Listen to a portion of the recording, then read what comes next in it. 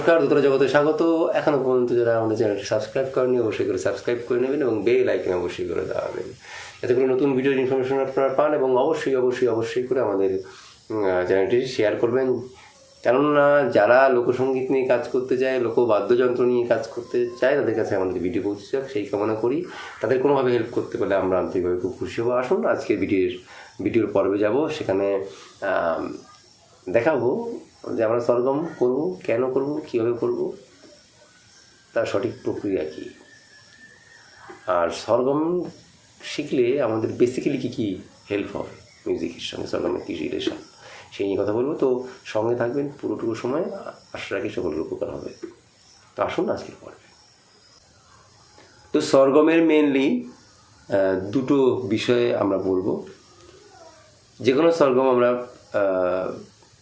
বাজাই না কেন, সেই সরগমগুলো দুটো পর্যায়ে হয়। একটা আছে সঙ্গে তাল যোগ করে বা সঙ্গে তাল যোগ না করে। কীরকমভাবে তার একটা উদাহরণ দিলে আপনারা বুঝতে পারবেন যে সঙ্গে তাল যোগ করে, সেটা আগে প্রথমে বাজাচ্ছি সঙ্গে তাল না যোগ করে।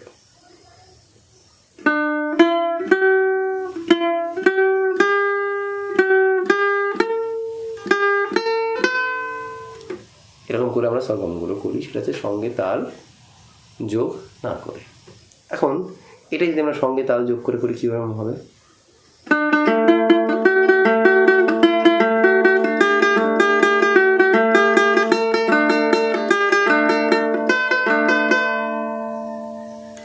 এরকমভাবে হবে।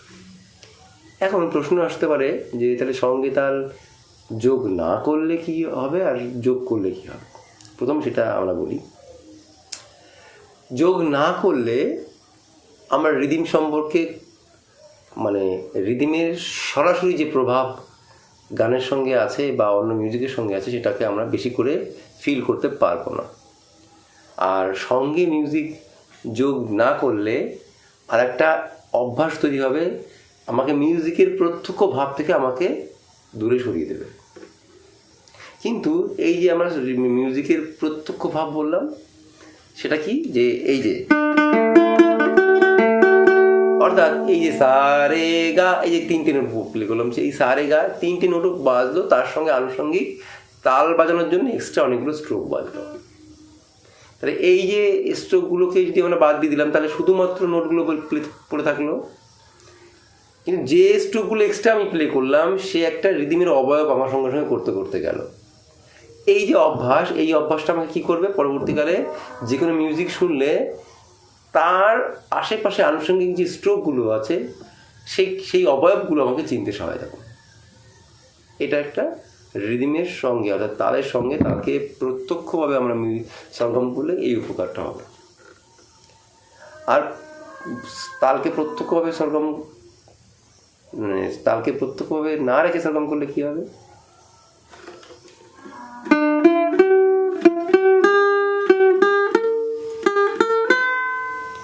এগুলো শুধুমাত্র নোটস বা স্বরকে আমরা দেখাতে পারি। নোটস বা স্বরের সঙ্গে আমাদের পরিচিতি লাভ হবে। আর কি হবে, পরবর্তীকালে একটা অসুবিধা হবে। যারা দীর্ঘদিন পরে গান বাজাবেন, তাদের তালের কাছে সম্পর্ক দিতে দেরি করে হবে। গান বাজাতে গেলে গানের নোটস অনুসারে তো আপনার গান তুলে নেবেন, কিন্তু রিদিম ভেতরে গানের মধ্যে যে অনেক আনুষঙ্গিক রিদিম প্লে হয় বা তাল প্লে হয় বা তার অনেক স্ট্রোক প্লে হয়, সেগুলো আপনাদের কাছে আসবে না। আচ্ছা, এইবার তা বলে কি যারা রিদিম ছাড়া সরগম বাজায় সবাই ভুল বাজায়? না, এর একটা আনুষঙ্গিক গুরুত্ব, প্রাসঙ্গিকতাও আছে, সেটা আজকে বলি। অর্থাৎ আমরা এই পৃথিবীতে কোনো কিছু ওয়েস্টেজ না, মানে কোনো কিছুই ফেল না নয়, সব কিছুর মধ্যে কিছু না কিছু ভালো মন্দ তো অবশ্যই থাকবে, ভালো তো থাকবে, সেটা দেখা যার দেখার নজরিয়া। এই যে সরগম, এইটাকে যদি আমরা সঠিকভাবে ইউজ করতে পারি, আমাদের মধ্যে আর একটা জিনিস তৈরি হবে। এই সরগমগুলোকে সঠিকভাবে যদি ব্যবহার করতে পারি, আমাদের একটা জিনিস তৈরি হবে, সেটা হচ্ছে কি, সুইটনেস তৈরি হবে হাতের মধ্যে। সুইটনেসটা কি, হাতের মধ্যে খুব তীক্ষ্ণতা তৈরি হবে, খুব ক্ষিপ্রতা তৈরি হবে, খুব দ্রুত আপনার কাছে আপনি সামলে ফেলতে পারবেন, সেটা তৈরি হবে।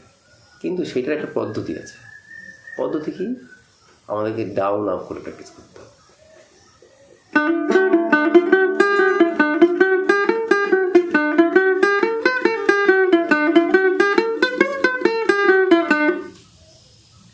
এরকম করে প্র্যাকটিস করতে হবে।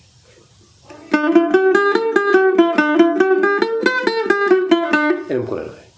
কেমন করে নয়?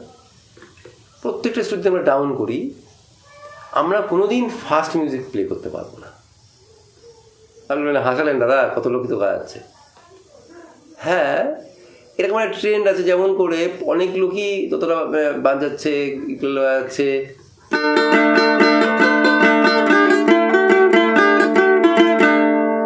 অর্থাৎ গানের যে নোট তার সঙ্গে অনেক এক্সট্রা স্ট্রিং আছে। কোনটা আসলে তিনি বাজাতে চেয়েছেন আমরা বুঝতে পারছি না। একটা আবছায়া একটা পাচ্ছে, যে গানটা বাজছে বোঝা যাচ্ছে, কিন্তু সেটার মধ্যে অনেক জটিলতা, মানে অনেক ফ্রেশ মিউজিক নয়। সেরকম করে একটা জিনিস তৈরি হয়ে যাবে আপনার হাতে।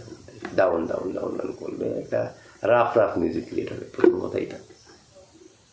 দ্বিতীয় কথা কি, আপনার স্ট্রোক, আপনি এটা ভাবুন, আপনি যখন সা রে বাজাবেন, সায়ের জন্য ডাউন করলেন, আবার হাত তুললেন খালি, রের জন্য আবার আপনি ডাউন করলেন। অর্থাৎ আপনি দুটো নোট প্লে করার জন্য তিনবার স্ট্রোক করলেন, 3বার মুভ করলেন। তাহলে সায়ের জন্য ডাউন, আবার আপ করলেন, রের জন্য প্রিপারেশন নেবেন, এবার রের জন্য আবার ডাউন। তার মানে আপনি নোট প্লে করলেন দুটো, খাটলেন 3বার। যে লোকটা ডাউন আপ করবে, সায়ের জন্য ডাউন, রের জন্য আপ, দ্যাটস ইট। তাহলে একটা মানুষ যদি 100 কিলোমিটার বেগে দুজন মানুষ দৌড়োয়, একটা মানুষ ওই একই সার্টেন সময়ের মধ্যে একবার করে ফলস খেয়ে যাচ্ছে, মানে একবার করে ফলস স্টেপ ফেলছে, সে ফার্স্ট হবে? কি যে প্রত্যেকটা স্টেপকে কাজে লাগাচ্ছে সে ফার্স্ট হবে? সিম্পল হিসাব। তাই জন্য আমাদের কাজ করতে হবে, যদি আমরা রিদিম দিয়ে তো বাজাতেই হবে, সেটা শিখবো, রিদিম ছাড়াও শিখবো ক্ষিপ্রতার জন্য। সেটা কীভাবে করবো?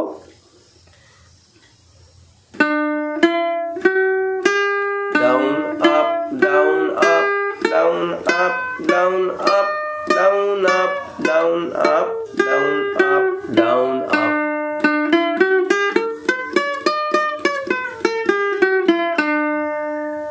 আচ্ছা, এটা গেল, আমি এটা বলে দিলাম এই ভিডিওর মধ্যে। আপনারা জানেন আমার ভিডিও বড় হয়, তো যখন বড় ভিডিওতে এত ইনফরমেশন দিলাম, আপনি বলেন তাহলে কিছু করার জন্য দিন। একটা সিম্পল প্র্যাকটিস দিয়ে দিচ্ছি আজকে, কিন্তু এই সিম্পলটা যদি বেশি করে প্র্যাকটিস করতে পারেন, হাতের মধ্যে অনেক হার্ড জিনিস হয়ে যাবে। সেটা কি? আমরা কি করবো? সাতে ফিরে আসবো। ওখানে সা রে গা রে সা, সা রে গা মা গা রে সা, সা রে গা মা পা মা গা রে সা। অর্থাৎ সাতেই বারবার ফিরবো, সা থেকে একটা করে নোট এগিয়ে গিয়ে আবার ফিরে আসবো। যেমন করে নদীর ঢেউ গিয়ে, সমুদ্রের ঢেউ গিয়ে আবার ফিরে আসে, আবার গিয়ে ফিরে আসে, এরকম করে। সেরকমভাবে আমরা যাবো। কি? সা রে গা রে সা করলাম, কিন্তু ডাউন আপ স্ট্রোক করে, মাস্ট বি।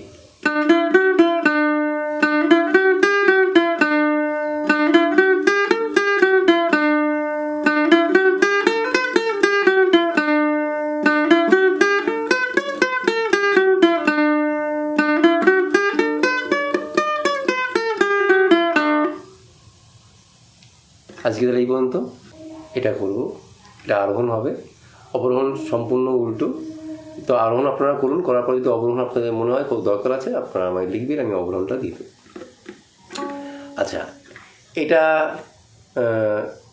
দেখুন লেখা আছে, টুকে নিতে পারেন, যাদের ইচ্ছা আছে তারা টুকে নেবেন। এবং কোনো কোয়ারিজ থাকলে আপনারা আমায় ফোন করবেন।